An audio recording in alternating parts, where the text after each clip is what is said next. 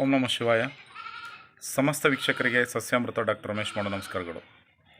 ಸಂಧಿವಾತಕ್ಕಂತೂ ತುಂಬ ಅದ್ಭುತವಾದ ಔಷಧಿ. ಯಾವುದೇ ಖರ್ಚಿಲ್ಲದೆ ₹1 ಖರ್ಚು ಮಾಡದೆ ಸಂಧಿವಾತ ಸಮಸ್ಯೆಗೆ, ಕೀಲು ನೋವು ಸಮಸ್ಯೆಗೆ ಭಾಳಷ್ಟು ಉಪಯುಕ್ತವಾದ ಒಂದು ಔಷಧಿ ಅಂತಂದರೆ ಈ ಸಸ್ಯ. ಈ ದಿನ ನಾವು ಬೇರಿನಿಂದ ಬರೋಣ ಸ್ನೇಹಿತರೆ. ಈ ಗಿಡದ ಬೇರನ್ನು ತೆಗೆದುಕೊಂಡು ಚೆನ್ನಾಗಿ ತೊಳೆದು ಸಣ್ಣ ಸಣ್ಣ ತುಂಡುಗಳನ್ನಾಗಿ ಕತ್ತರಿಸಿ ಒಣಗಿಸಿ ಪೌಡ್ರ್ ಮಾಡಿಟ್ಕೊಂಡ್ರೆ, ಗಾಜಿನ ಶೀಶೆ ಒಳಗಡೆ ಪೌಡ್ರ್ ಮಾಡಿಟ್ಕೊಂಡ್ರೆ ಇದು ಭಾಳಷ್ಟು ದಿನಗಳು ಇದನ್ನು ಬಳಸ್ಬೋದು.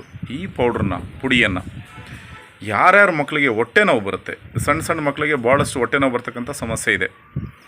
ಹೊಟ್ಟೆ ನೋವು ಏನಕ್ಕೆ ಬರುತ್ತೆ ಅಂದರೆ ಜೀರ್ಣ ಸರಿಗೆ ಆಗ್ತಾಯಿಲ್ಲ ಅಂತ ಅಂದರೆ, ಮತ್ತು ಹೊಟ್ಟೆನಲ್ಲಿ ಹುಳುಗಳು ಜಾಸ್ತಿ ಆದರೆ ಏನಾಗುತ್ತೆ, ಮಕ್ಕಳು ದಪ್ಪ ಆಗೋದೇ ಇಲ್ಲ. ಇಂಥ ಒಂದು ಸಮಸ್ಯೆ ಸರ್ವೇ ಸಾಮಾನ್ಯವಾಗಿ ಒಂದು 30%, 100ಕ್ಕೆ 30% ಮಕ್ಕಳಿಗೆ ಕಾಡ್ತಾ ಇರುತ್ತೆ. ಜಂತುಳು ಇರತಕ್ಕಂಥ ಮಕ್ಕಳಿಗೆ ಈ ಬೇರಿನ ಪೌಡ್ರನ್ನು, ಪುಡಿಯನ್ನು 1 ಚಮಚ ಬಿಸಿನೀರಿನಲ್ಲಿ ಹಾಕಿ ಒಂದು 3-4 ದಿವಸ ಕುಡಿಸಿದ್ದೇ ಆದರೆ ಸಂಪೂರ್ಣವಾಗಿ ಹೊಟ್ಟೆನಲ್ಲಿರ್ತಕ್ಕಂಥ ಜಂತುಳುಗಳು ಉದುರಿ ಮಕ್ಕಳು ದಪ್ಪ ಆಗಲಿಕ್ಕೆ ಮತ್ತು ಊಟ ಚೆನ್ನಾಗಿ ಮಾಡಲಿಕ್ಕೆ ಶುರು ಮಾಡ್ತವೆ. ಇಂಥ ಒಂದು ಅದ್ಭುತವಾದ ಔಷಧಿ ಗುಣ ಈ ಒಂದು ಗಿಡದಲ್ಲಿದೆ. ಕಫ ಮತ್ತು ಕೋಲ್ಡ್ ಇರುತ್ತೆ, ಮಕ್ಕಳಿಗಿರ್ಬೋದು ದೊಡ್ಡವ್ರಿಗಿರ್ಬೋದು. ನೋಡಿ, ತಾಯಿ ಹಾಲು ಬಿಟ್ಟ ಮೇಲೆ ಯಾರು ಆಹಾರವನ್ನು ತಿನ್ನಿಸ್ತಾ ಇದ್ದಾರೆ ಅಂಥ ಮಕ್ಕಳಿಗೆ ಇದನ್ನು ಕೊಡ್ಬೋದು. ಯಾವ ರೀತಿ ಕೊಡ್ಬೋದು ಅಂತಂದರೆ, ಕಫ ಆಗಿರುತ್ತೆ, ತುಂಬ ಕಫ ಬರ್ತಾ ಇರುತ್ತೆ, ಮೂಗೆಲ್ಲ ಎರಿತಾ ಇರುತ್ತೆ, ಕೆಮ್ತಾ ಇರ್ತವೆ ಮಕ್ಕಳು, ಮತ್ತು ದೊಡ್ಡವ್ರಿಗೂ ಕೂಡ ಇದು ಅನ್ವಯಿಸುತ್ತೆ. ಇದರ ಬೇರಿನ ಪುಡಿಯನ್ನು ಬಜೆ ಮತ್ತು ಜೇನುತುಪ್ಪದ ಒಳಗಡೆ ಚೆನ್ನಾಗಿ ತೆಗೆದು ಈ ಪೌಡ್ರನ್ನ ಹಾಕ್ಕೊಂಡು, ಜೇನುತುಪ್ಪ ಹಾಕ್ಕೊಂಡು ಬಜೆನ ಚೆನ್ನಾಗಿ ತೆಗೆದು ಗಂಧದ ರೀತಿಯಲ್ಲಿ ಸಣ್ಣ ಮಕ್ಕಳಾದರೆ ನೆಕ್ಸಿ, ದೊಡ್ಡವರಾದರೆ ಅದನ್ನು ಸ್ವಲ್ಪ ಹಾಗೆ ತಿನ್ಬೋದು. ತಿಂದರೆ ಸರ್ವೇ ಸಾಮಾನ್ಯವಾಗಿ ಒಂದು 2-3 ದಿವಸಗಳ ಎಂಥದೇ ಕಫ ಇದ್ದರೂ, ಎಂಥದೇ ಕೆಮ್ಮಿದ್ರೂ ಪಟ್ಟಂತ ಮಾಯವಾಗುತ್ತೆ. ಇಂಥ ಅದ್ಭುತವಾದ ಔಷಧಿ ಈ ಒಂದು ಕೊಮ್ಮೆ ಗಿಡ ಅಂತ ಹೇಳ್ತೀವಿ, ಪುನರ್ನವ. ಈ ಗಿಡದ ಸೊಪ್ಪನ್ನು ಫಸ್ಟು ಮೊಸೊಪ್ಪು ಮಾಡಲಿಕ್ಕೆ ಕಿತ್ಕೊಂಡು ಬರ್ತಾಯಿದ್ರು. ಬೆರಕೆ ಸೊಪ್ಪು ಅಂತ ಹೇಳ್ತೀವಿ. ಎಲ್ಲ ಸೊಪ್ಪುಗಳ ಜೊತೆಯಲ್ಲಿ ಈ ಸೊಪ್ಪನ್ನು ಕಿತ್ಕೊಂಡು ಬರ್ತಾಯಿದ್ರು. ಪುನರ್ನವ ಹೆಸರಿನಲ್ಲೇ ಇದೆ. ಪುನರ್ನವ ಅಂತ ಅಂದರೆ ತುಂಬ ಹೊಸತನ ಬರ್ತಕ್ಕಂಥದ್ದು, ಮತ್ತೆ ಹೊಸತನ ಬರ್ತಕ್ಕಂಥದ್ದು. ಈ ಗಿಡ ನೋಡಲಿಕ್ಕೆ ಒಂದು ಅರ್ಧ ಅಡಿಯಿಂದ 1 ಅಡಿ ಬೆಳೆಯುತ್ತೆ ಸ್ನೇಹಿತರೆ. ಹುಲ್ಲುಗಾವಲು ಪ್ರದೇಶದಲ್ಲಿ, ಅಂದರೆ ಮಾಮೂಲಿ ಹುಲ್ಲು ಬೆಳೆದಿರ್ತಕ್ಕಂಥ ಜಾಗದಲ್ಲಿ ಬೆಳೆಯುತ್ತೆ. ತೋರಿಸ್ತಾ ಇದ್ದೀನಿ ನೋಡಿ. ಸುಮಾರು ಒಂದು 100-150 ಗ್ರಾಮು ಸೊಪ್ಪು ಸಿಗುತ್ತೆ ಒಂದು ಗಿಡದಲ್ಲಿ. ಮತ್ತು ಈ ಸೊಪ್ಪು ತುಂಬ ಟೇಸ್ಟ್ ಇರ್ತದೆ. ಭಾಳಷ್ಟು ರುಚಿಕರವಾದ ಒಂದು ಅದ್ಭುತವಾದ ಟೇಸ್ಟ್ ಇರ್ತಕ್ಕಂಥ ಈ ಗಿಡ.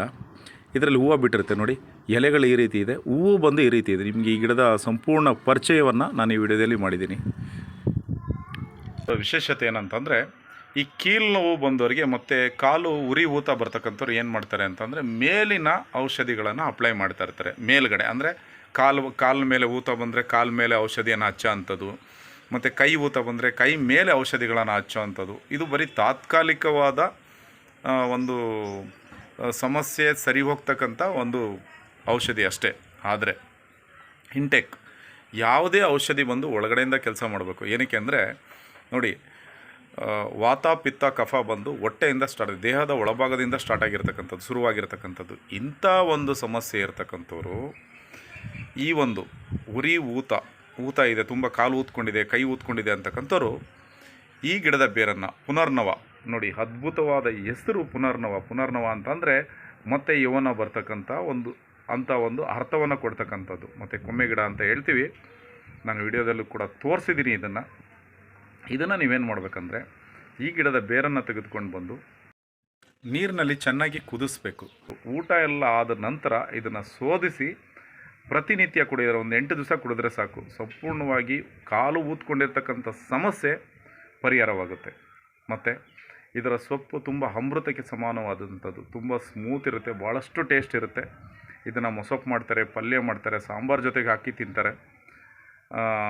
ಈ ಗಿಡ ನಾನು ವಿಡಿಯೋದಲ್ಲಿ ತೋರಿಸ್ತಾ ಇರ್ತೀವಿ. ಭಾಳಷ್ಟು ಹಳ್ಳಿಯ ತಾಯಂದಿರಿಗೆ ಈ ಗಿಡ ತುಂಬ ಚಿರಪರಿಚಿತವಾಗಿರ್ತಕ್ಕಂಥ ಗಿಡ. ಭಾಳಷ್ಟು ಟೇಸ್ಟ್ ಇರುತ್ತೆ, ತುಂಬ ಟೇಸ್ಟ್ ಇರುತ್ತೆ. ಈ ಬೆರಕೆ ಸೊಪ್ಪು ಅಂತ ಮಾಡ್ತಾರೆ, ಭಾಳಷ್ಟು ಸೊಪ್ಪುಗಳನ್ನು ತಂದು ಪಲ್ಯ ಮತ್ತು ಮೊಸೊಪ್ಪು ಮಾಡಿದ್ರೆ ಆ ಸಾಂಬಾರ ಸ್ಮೆಲ್ಲು ಸುಮಾರು ಆ ಕೆರೆಗೆಲ್ಲ ಹಬ್ಬ ಅಂತ ಒಂದು ವಿಶೇಷವಾದ ಸೊಪ್ಪು ಪುನರ್ನವ. ದೇಹದಲ್ಲಿ ಅಂಗಾಂಗಗಳ ವೈಫಲ್ಯತೆ ಆಗ್ತದೆ, ಅಂಗಾಂಗಗಳು ಹಾಳಾಗ್ತಕ್ಕಂಥದ್ದು.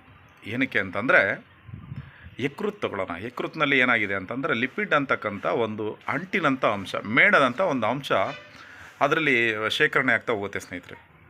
ಅದನ್ನು ಕಡಿಮೆ ಮಾಡ್ತಕ್ಕಂಥ ಅದ್ಭುತವಾದ ಗುಣ ಈ ಸೊಪ್ಪಿಗಿದೆ ನೋಡಿ. ಅಂಟಿನಂಥ ಅಂಶ ಯಕೃತ್ತಲ್ಲಿ ಜಾಸ್ತಿ ಆದಂಗೆಲ್ಲ ಅದರ ಕೆಲಸದ ಸಾಮರ್ಥ್ಯ ಕಡಿಮೆ ಆಗುತ್ತೆ. ಇದನ್ನು ಕಡಿಮೆ ಮಾಡೋದಕ್ಕೆ ಇದರ ಸೊಪ್ಪು ಇಲ್ಲ ಇದರ ರಸ ಅಥವಾ ಇದರ ಬೇರು ಅನ್ನು ಬಳಸ್ತಾ ಹೋದರೆ ಯಕೃತ್ ಬಂದು ತುಂಬ ಅದ್ಭುತವಾಗಿ ಕೆಲಸ ಮಾಡುತ್ತೆ. ಈ ಸೊಪ್ಪನ್ನು ಎಷ್ಟೇ ಸೇವಿಸಿದ್ರೂ ಯಾವುದೂ ಅಡ್ಡ ಪರಿಣಾಮಗಳಿಲ್ಲ. ಹಾಗೆ ವಾರದಲ್ಲಿ 2 ಸಾರಿ ಇದನ್ನು ಸೇವಿಸ್ತಾ ಬಂದರೆ 2 ವಿಶೇಷವಾದ ಉಪಯುಕ್ತ ಮಾಹಿತಿಗಳನ್ನು ನಾನು ನಿಮಗೆ ನೀಡ್ತೀನಿ. ಒಂದು, ಯಕೃತ್ನಲ್ಲಿ ಯಾವುದೇ ಸಮಸ್ಯೆ ಆಗದಿರೋ ಥರ ನೋಡ್ಕೊಳ್ಳುತ್ತೆ. ಇನ್ನೊಂದು, ಮೂತ್ರನಾಳದಲ್ಲಿ ಗುದದ್ವಾರದಲ್ಲಿ ಬಂದು ಫೈಲ್ಸ್ ಆಗದಿರೋ ಥರ ನೋಡ್ಕೊಳ್ತಕ್ಕಂಥ ಅದ್ಭುತವಾದ ಶಕ್ತಿ ಈ ಸೊಪ್ಪಿಗಿದೆ. ಕಲ್ಲನ್ನು ಕರಗಿಸ್ತಕ್ಕಂಥ, ಕಿಡ್ನಿನಲ್ಲಿ ಆಗ್ತಕ್ಕಂಥ ಕಲ್ಲನ್ನು ಕರಗಿಸ್ತಕ್ಕಂಥ ವಿಶೇಷವಾದ ಗುಣ ಈ ಸೊಪ್ಪಿನಲ್ಲಿದೆ. ಈ 2 ಸಮಸ್ಯೆ ಬರಬಾರ್ದಂದರೆ, ಒಂದು ಫೈಲ್ಸ್ ಸಮಸ್ಯೆ, ಇನ್ನೊಂದು ಕಿಡ್ನಿನಲ್ಲಿ ಕಲ್ಲು ಬರಬಾರ್ದು ಅಂತಂದರೆ ಈ ಸೊಪ್ಪನ್ನು ವಾರದಲ್ಲಿ 2 ಸರಿ ಸೇವಿಸಿದ್ರೆ ತುಂಬ ಅದ್ಭುತವಾಗಿ ಕೆಲಸ ಮಾಡುತ್ತೆ ಮತ್ತು ಯಾವುದೇ ಅಡ್ಡ ಪರಿಣಾಮಗಳು ಇಲ್ಲ. ಮತ್ತು ಇನ್ನೂ ಅನೇಕ ವಿಡಿಯೋಗಳ ಜೊತೆಯಲ್ಲಿ ನಾನು ನಿಮ್ಮನ್ನು ಭೇಟಿ ಮಾಡ್ತೀನಿ ಸ್ನೇಹಿತರೆ. ಅಲ್ಲಿವರೆಗೂ ವಾಚ್ ಮಾಡ್ತಾಯಿರಿ ಸಸ್ಯಾಮೃತ ಪಾರಂಪರಿಕ ನಾಟಿ ಮನೆ ಮದ್ದು ಈ ಚಾನಲ್ನ. ಹಾಗೂ ಇನ್ನೊಂದು ವಿಶೇಷ ಮಾಹಿತಿ ಏನಂತಂದರೆ, ಕಣ್ಣಿಗೆ ದೂರದೃಷ್ಟಿ ದೋಷ, ಹತ್ತಿರ ದೃಷ್ಟಿ ದೋಷ ಮತ್ತು ಕಣ್ಣಿನಲ್ಲಿ ಪೊರೆ ಇರ್ತಕ್ಕಂಥವ್ರಿಗೆ, ಕಣ್ಣಿನಲ್ಲಿ ಉರಿ ಮತ್ತು ಕಣ್ಣಿನಲ್ಲಿ ನೀರು ಬರ್ತಾಯಿದೆ ಅಂತಕ್ಕಂಥವ್ರಿಗೆ ಗಿಡಮೂಲಿಕೆಗಳಿಂದ ತಯಾರಿಸಿದ ಔಷಧಿ ಹನಿಗಳನ್ನು ನಾವು ಹಾಕ್ತಾಯಿದ್ದೀವಿ ಪ್ರತಿ ಭಾನುವಾರ ತೋಟದ ಗುಡ್ದಳಿನಲ್ಲಿ. ಹಾಗೂ ಲಕ್ವ ಹೊಡೆದವರಿಗೆ, ನರಗಳ ದೌರ್ಬಲ್ಯ ಇರತಕ್ಕಂಥವ್ರಿಗೆ ವಿಶೇಷವಾದ ಗಿಡಮೂಲಿಕೆ ಔಷಧಿಗಳನ್ನು ಕೊಡ್ತಾಯಿದ್ದೀವಿ. ನೀವು ಸಮಸ್ಯೆ ಇರತಕ್ಕಂಥವ್ರು ಇಲ್ಲಿ ಸಂಪರ್ಕಿಸಿ. ಮತ್ತು ನಿಮ್ಮ ಮುಂದೆ ಇನ್ನು ಕೆಲವು ಅನೇಕ ಗಿಡಮೂಲಿಕೆಗಳನ್ನು, ವಿಶೇಷವಾದ ಗಿಡಮೂಲಿಕೆಗಳು ಅಂತ ಅಂದರೆ ಪುರಾತನ ಇತಿಹಾಸ ಇರತಕ್ಕಂಥ ಗಿಡಮೂಲಿಕೆಗಳ ಉಪಯುಕ್ತ ಮಾಹಿತಿಯನ್ನು ನಿಮ್ಮ ಮುಂದೆ ಸಾಧ್ಯವಾದಷ್ಟು ಮಟ್ಟಿಗೆ ನಾನು ವಿವರಿಸ್ತಾ ಹೋಗ್ತೀನಿ. ಇದನ್ನು ಬಳಸಿ ಉತ್ತಮ ಆರೋಗ್ಯಕ್ಕಾಗಿ. ನಮಸ್ಕಾರ ಸ್ನೇಹಿತರೆ.